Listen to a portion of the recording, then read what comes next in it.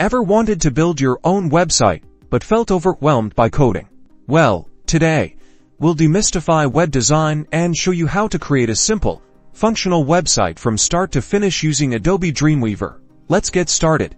First, open Adobe Dreamweaver and create a new HTML document. Think of this as your website's blank canvas. Next, let's insert a basic layout. Explore the Insert panel, and you'll find pre-designed structures like tables. This helps organize your content into rows and columns. Create a table with a few rows for a header, content, and footer. Adjust the table's dimensions according to your needs. Experiment. Now, use the Properties panel at the bottom or side of the screen to customize the table cells. You can change the background color, cell padding, and borders to make your website look more professional. Time to add some content.